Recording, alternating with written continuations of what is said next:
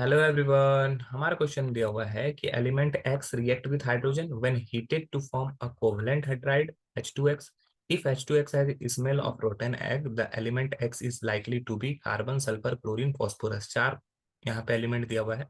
बताना है कि अगर एक्स कोई एलिमेंट एक्स है हाइड्रोजन के साथ रिएक्ट कर रहा है तो कोवेलेंट हाइड्राइड बना रहा है। तो जैसे देखो कोवेलेंट हाइड्राइड कहाँ बनेगा, कार्बन अगर हाइड्रोजन से रिएक्ट करा, ठीक है, तो ये मीथेन बनाता है। ये भी कोवेलेंट नेचर का है, कोवेलेंट नेचर का है, ठीक है। लेकिन इसको क्या करते हैं, अगर हीट करते हैं तो इससे स्मेल, प्रोटीन एक का स्मेल नहीं आता है, और ये H2X के फॉर्म में भी नहीं है। तो पहला तो ऑप्शन गलत हो जाएगा।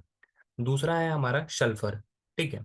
सल्फर जो है अगर इसको H2 से रिएक्ट किया जाए तो ये H2S बनेगा, ठीक है। और इसको जब हीट किया जाता है, ऑन हीटिंग, ये स्मेल देता है रोटेन एग की तरह, सड़े हुए अंडे की तरह इसका स्मेल आता है, ठीक है।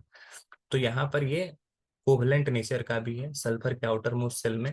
देखो कैसे कोवलेंट नेचर का है। सल्फर का एटॉमिक नंबर होता है 16, electronic configuration 286, outermost shell में 6 इलेक्ट्रॉन है, ठीक है। 1 2 3 4 5 और 6। और हाइड्रोजन के पास है 1 इलेक्ट्रॉन। हाइड्रोजन को अपना डुएट कंप्लीट करना होता है, मतलब कि 2 इलेक्ट्रॉन स्टेबल स्टेट में जाने के लिए।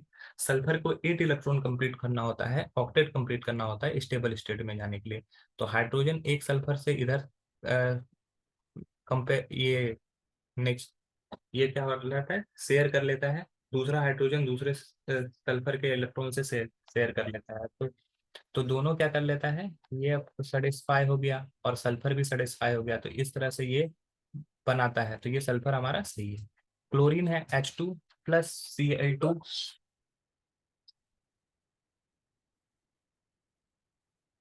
ये क्या कर रहा है, 2HCl बना रहा है, ठीक है। तो ये भी गलत हो जाएगा। और फॉस्फोरस भी है। तो ये फॉस्फोरस अगर रिएक्शन करता है, ठीक है, तो ये क्या बना लेता है, PH3 बना लेता है। तो अगर हम लोग देख रहे हैं तो ये भी H2X के फॉर्म में नहीं है, ये भी H2X के फॉर्म में नहीं है। H2X के फॉर्म में सिर्फ सल्फर बना रहा है और वहीं पे भी रोटेन एग का स्मेल आता है। तो यही हमारा सही आंसर है। आई होप ये क्वेश्चन आपको समझ में आया होगा। That's all, thank you.